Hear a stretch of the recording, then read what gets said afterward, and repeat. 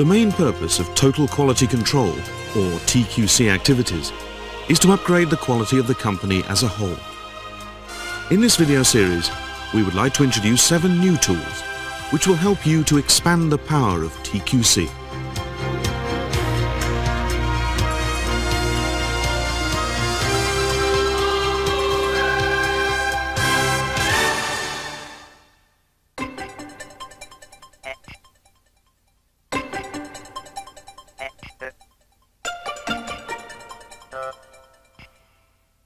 Hello again.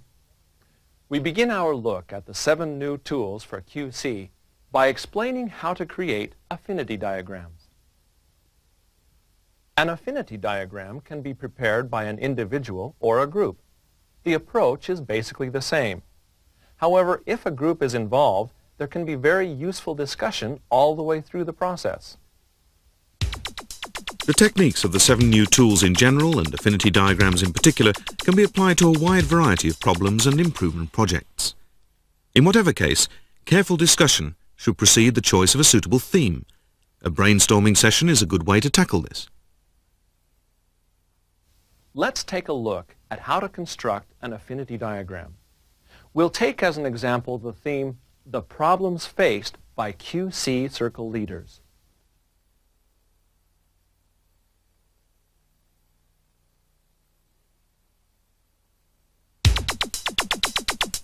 Raw information has to be collected first.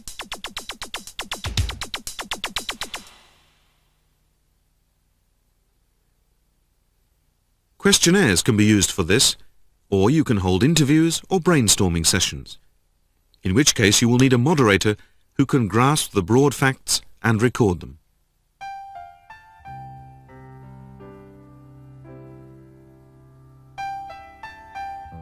Let's look at some examples of statements written on a questionnaire.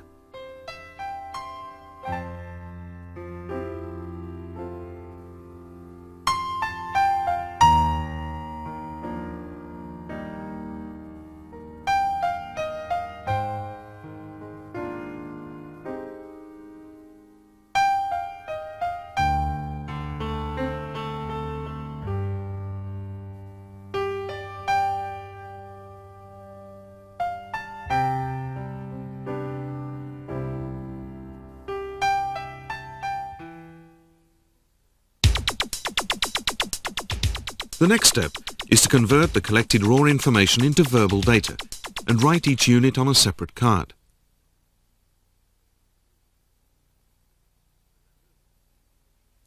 Remember that the meaning of each unit must be very clear and sufficiently detailed.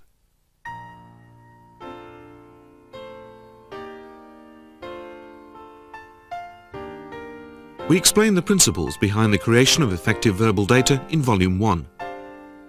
So now let's see how the questionnaire statements come out as verbal data.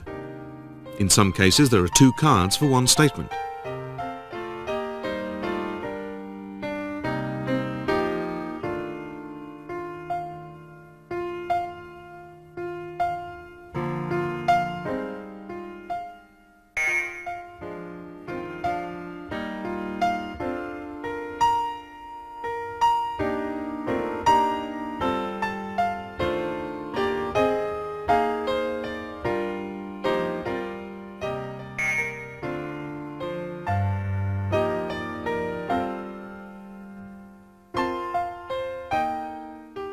In this case, we only have a few data cards. Of course, in a real situation, there could be several hundred. The next step is the collation of the data cards.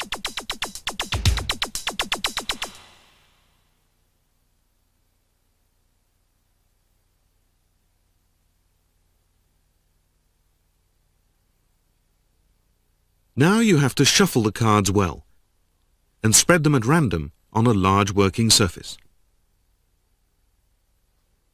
The idea is for everyone involved to pick out pairs that seem to be closely related. In other words, find cards that have a close natural affinity with each other.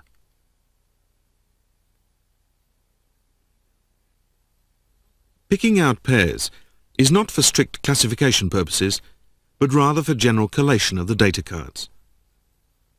The important point to remember is that the statements on the paired cards should convey the impression of being almost the same, very similar, or close in meaning.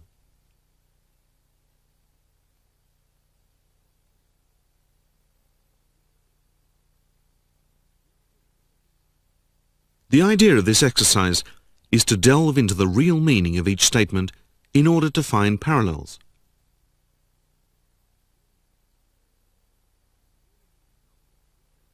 Here we have an example of 3 data cards containing statements with apparent affinity at first glance.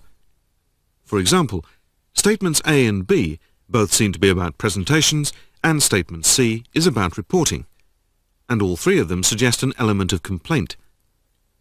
However, this kind of simple similarity is not necessarily the genuine kind of affinity we are searching for.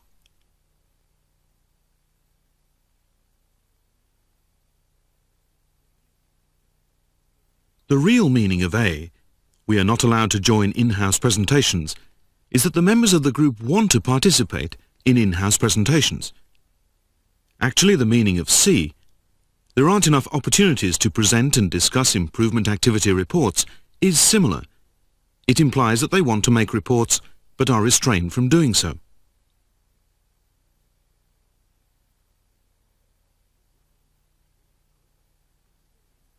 However, the real meaning of B, activities were suspended after the presentation of the interim report, is very different. The implication here could be that in fact nobody was interested in continuing activities after the presentation of the interim report. So there is some real affinity between A and C, but not between either of them and B. Now let's see whether there is any affinity between statement B and statements D and E. All 3 of them include the sense of suspension of activities, but only D and E share the idea of a theme or topic that is too extensive. In other words, D and E have a genuine affinity, but B doesn't. Some data cards, like B, don't really belong in any affinity cluster. We refer to them as lone wolves, and on average they make up about 10% of the data cards pack. There is nothing unusual about that. You can simply leave them as they are without trying in any way to force a false affinity with other cards.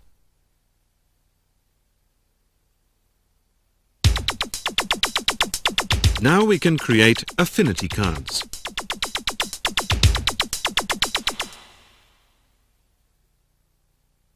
Each affinity cluster needs a nameplate to be used on its affinity card.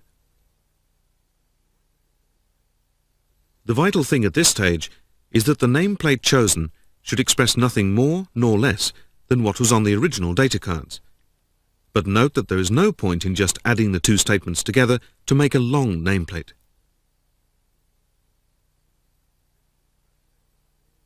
Let's think about statements A and C again.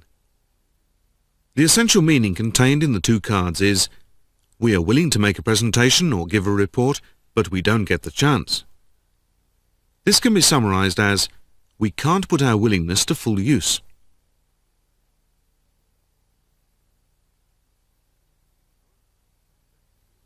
However, that sentence is rather abstract.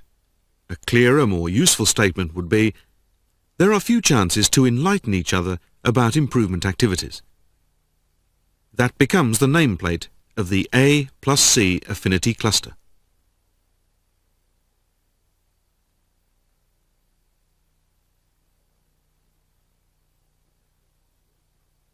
We've just seen one good example of a nameplate. Now let's take a look at some examples of ineffective nameplates which could create confusion.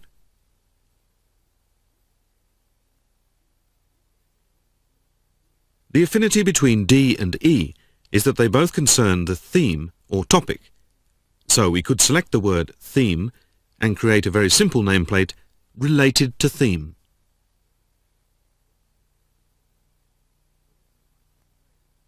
But this is much too vague, and is really the kind of phrase that belongs in a table of contents or an index, rather than as a nameplate. An affinity card must express something in more specific detail. So how about adding the idea of size, which is also suggested in both statements? For example, the theme is too big. This is really no improvement over the first attempt. The nameplate is still very ambiguous. We need to be both concise and meaningful. How about this then?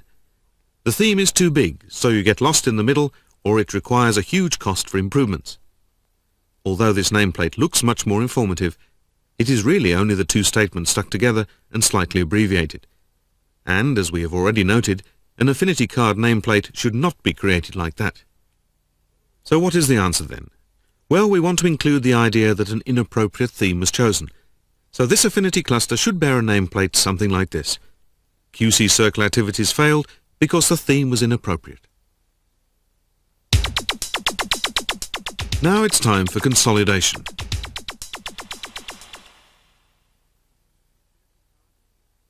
The affinity card is given its nameplate and is placed on top of the two original verbal data cards. The bundle can be fastened together using paper clips or rubber bands.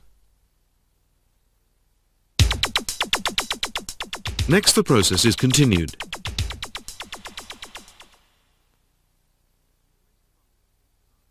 You place the bundle of 3 cards back among the remaining data cards and regard it as if it were just another single card in the pack.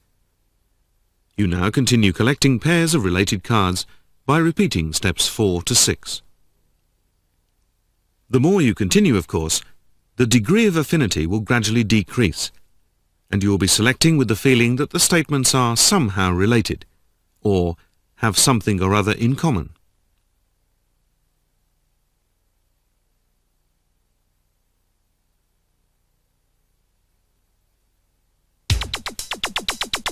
And now we can create an affinity diagram.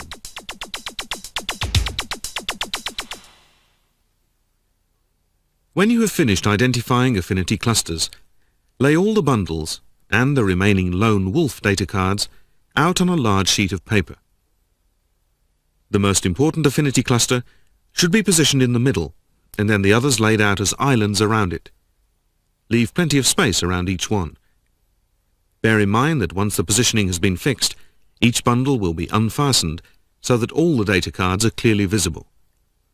Each cluster should, of course, have its own affinity card.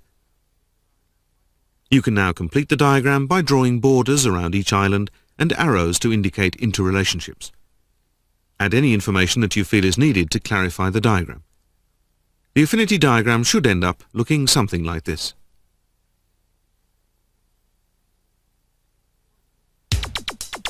Finally, how do we use the affinity diagram as a tool for extracting useful information? The idea of creating the affinity diagram is to make several meaningful islands. From the affinity cards of each island, you can finally select the master affinity card which you think will best serve as a guide to planning improvements. In this example, we have 3 islands. Here are their nameplates. Number 1. There isn't enough support or follow-up from the management to really put life into QC Circle activities. Number 2. QC Circle activities are inactive because there is more form than content. Number 3. There are few chances to enlighten each other to improve the quality of the QC Circle activities. The one chosen as the master affinity card was number 2. QC Circle activities are inactive because there is more form than content. Now let's have a little bit of practice together using some data cards dealing with leisure activities. See if you can produce any affinity cards for the following 6 data cards.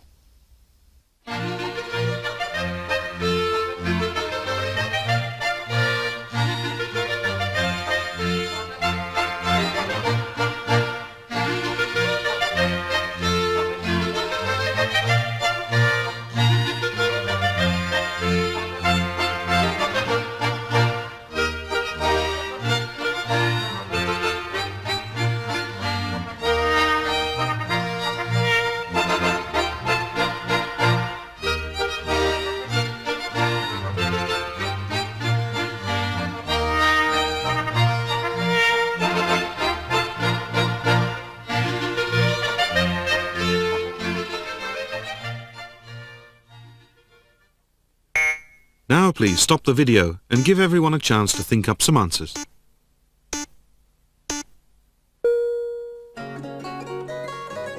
Here are some possible answers. Of course, you may have come up with some different ones. Please take some time to discuss them.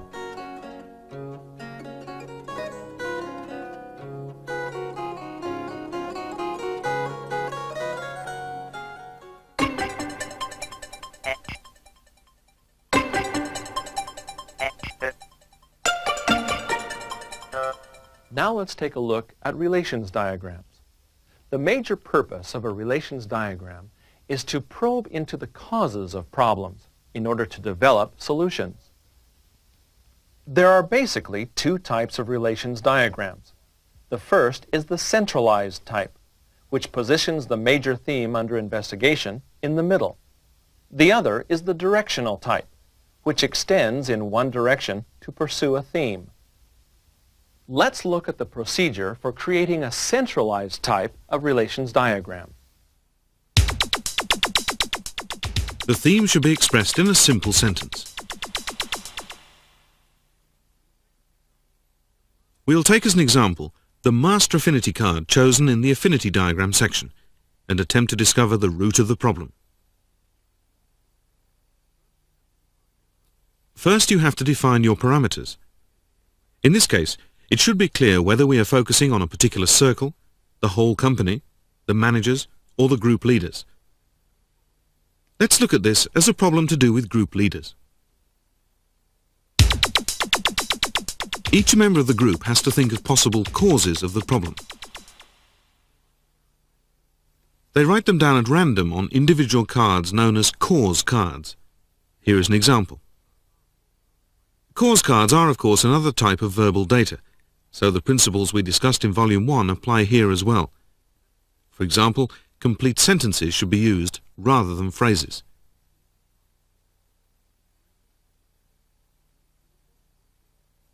An important point here is that causes and effects shouldn't be written on the same card. Look at this example. In a case like this, you need to separate the cause and the effect. Since we are exploring cause and effect relationships, these two statements must be on separate cards. Of course, when separated, they may both turn out to be causes. By building up cause cards and further exploring causes of the problem, you can get a full picture of all the causal relationships. Here are two examples. You want to aim to get a total of about 20 cause cards to work with.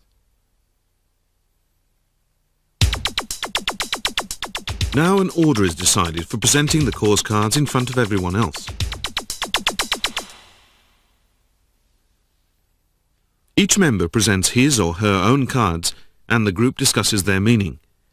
If it's not clear whether what is written on the card is really a cause or not, that card can be left to one side for the present. Note that if there are cards with the same meaning, only one of them should be used.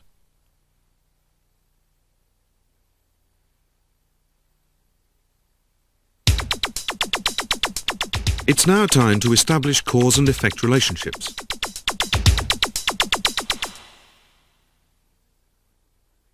You do this by putting related cards next to each other and connecting them with arrows to indicate the relationship.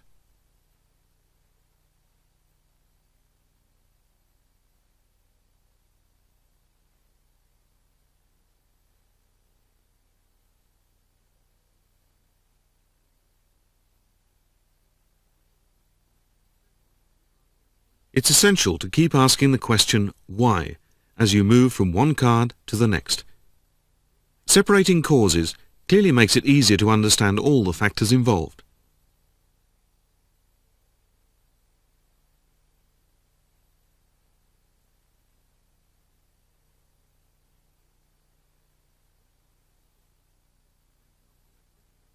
For example, let's think about the question, why can't we leave the office earlier?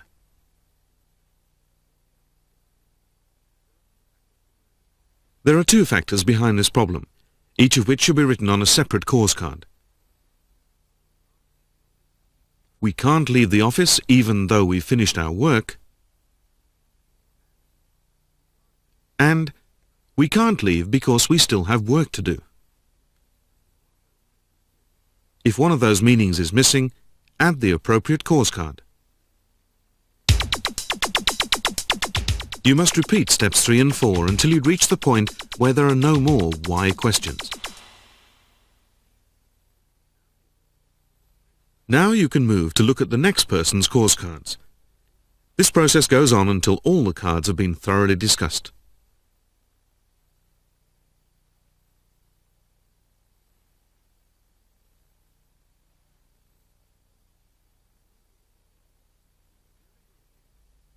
The idea here is to divide the cards into different levels of causes: primary, secondary, tertiary, and high level.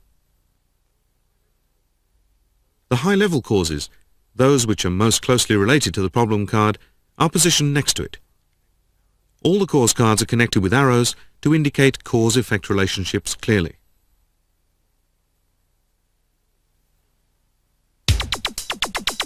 Now we have to sort out the cards.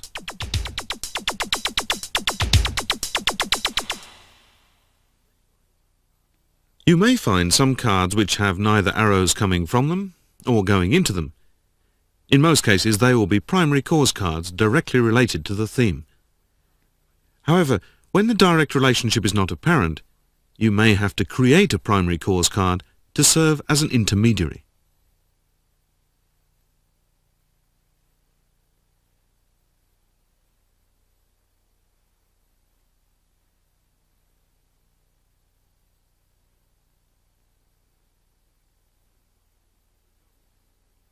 For example, we can't hold meetings, and a theme is too broad, so you get lost in the middle, should be regarded as elements of a primary cause. A new card must be created from these elements. It should be given a title such as QC Circle activities are unproductive.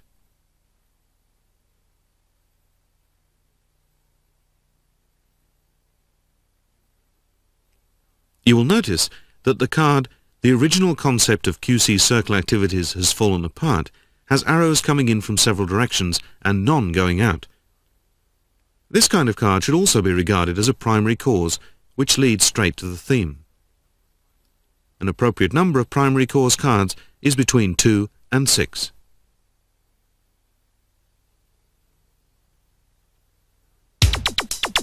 Now is the time to check the diagram and make any corrections that are necessary.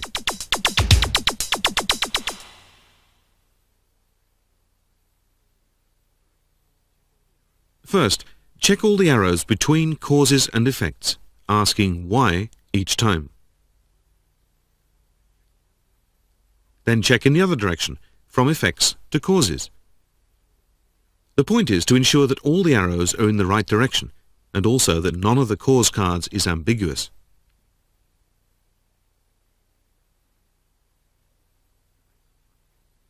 You may sometimes get a complete loop of arrows, as you can see here. Ideally, this shouldn't happen. It can indicate some sort of deficiency in the company. A way has to be found to get rid of one or more of the arrows in the loop.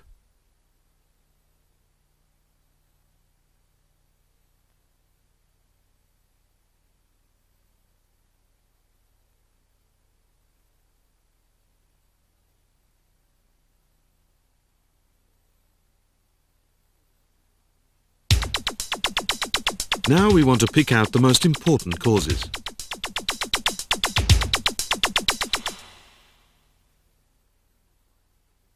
Do this by discussing the diagram together.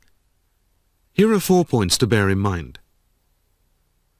1. Construct numerical data for each cause card in order to clarify just how bad the situation is. 2.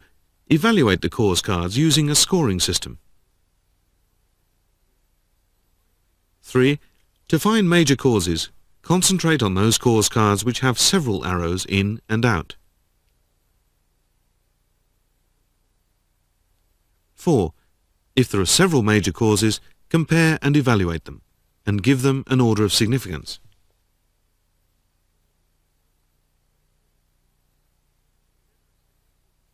Generally speaking, primary causes tend to be regarded as major causes, although in fact most of them are minor causes rather than major.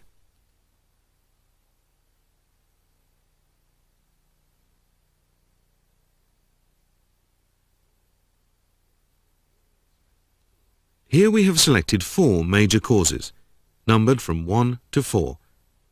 It's a good idea to colour the major cause cards to make them stand out.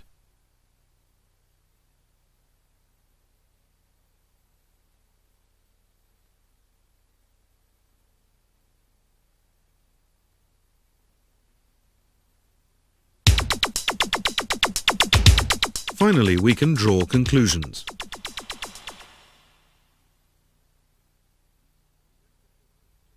Select the causes which are easier to do something about, or the major causes with the highest score. Use them to produce an improvement plan.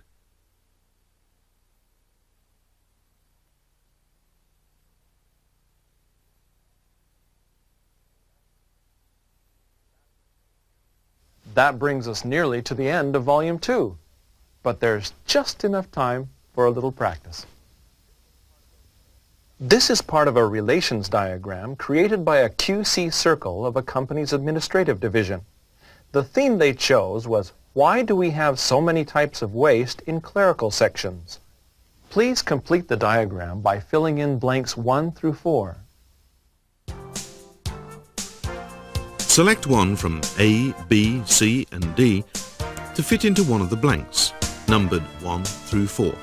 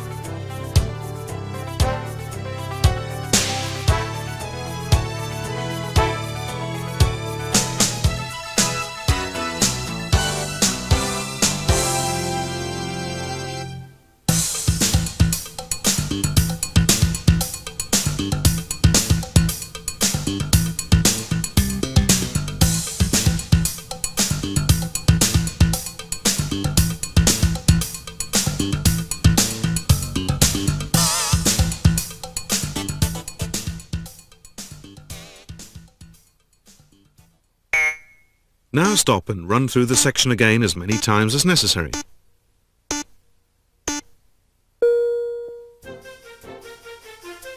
And here are the correct answers.